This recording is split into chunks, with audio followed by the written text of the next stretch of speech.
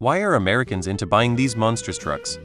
So, some people are legitimately using that space and carrying capacity for their day-to-day lives as a working vehicle, carrying workers and tools, small medium loads, etc. X200B. For those who are not actually using the truck's capacity, i.e. it's what we in the UK call a Chelsea tractor, they are mostly buying into the image of being a blue-collar working man, and car is part of that X200B. That said, it can be difficult to understand just how big some parts of the US are if a trip to the next major city is a 5-hour round trip. The extra size and comfort of a bigger vehicle can become more appealing. I drive a big truck because they don't make a capable small truck anymore. The real reason: large trucks are exempt from CAFE standards. Smaller and mid-size aren't. Smaller trucks still get relatively poor gas mileage, which can result in large fines for the manufacturer. This means car companies are hugely incentivized to sell the larger trucks. They offer them at an array of price points and models. For some time, GM and Ford didn't even offer small trucks.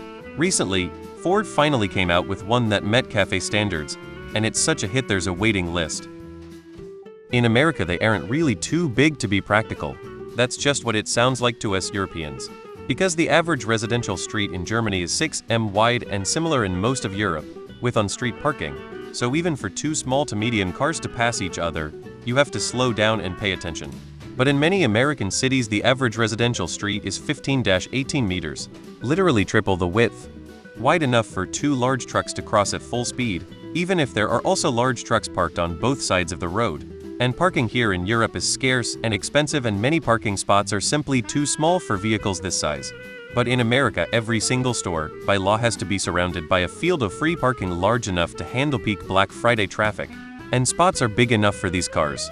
So to them it isn't impractically large.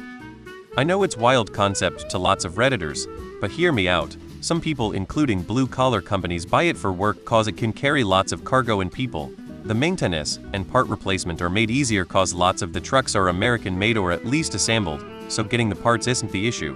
Some people see them as status piece, meaning if you have a truck you are a boss in your neighborhood, and some are just enthusiasts and love trucks. It doesn't have to be that deep.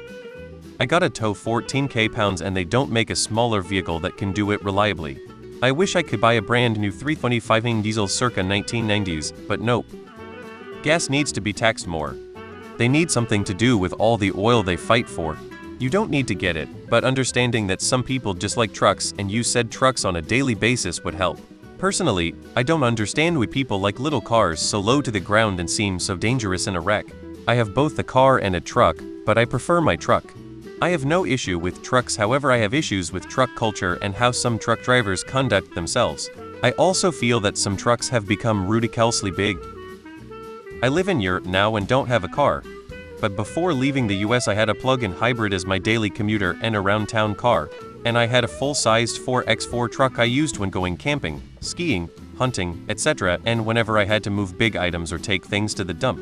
The gas mileage of the truck and the trouble finding parking for it made it impractical as a daily driver living in a city.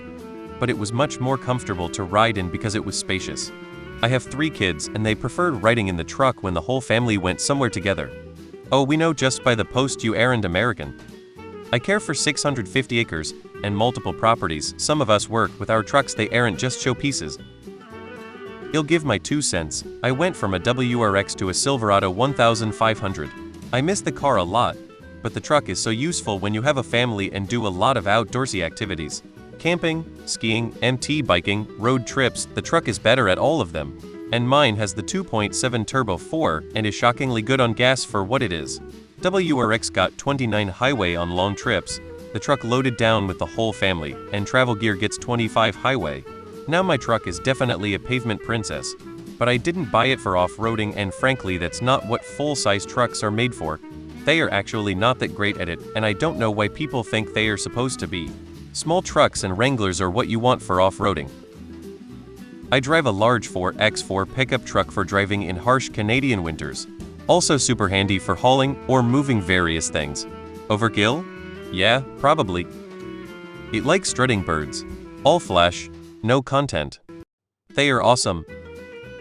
I'd say both men and women like massive cars in USA. Why? Cause men want big stuff and women want more space for their kids, bigger houses, bigger cars, everything bigger. Some of us do need them big, or sits in the garage mostly. but when it's used, it's hooked to a 35-horse trailer camper unit. A little Chevy S10 just won't cut it. Propaganda. The trucks are huge because they don't need to follow emissions standards if they are above a certain weight or engine size or something, so they make it seem like you aren't a man if you aren't driving a giant truck. You're poor if you can afford the giant truck. It's the same premium attitude that Apple uses to lock people into iPhone superiority.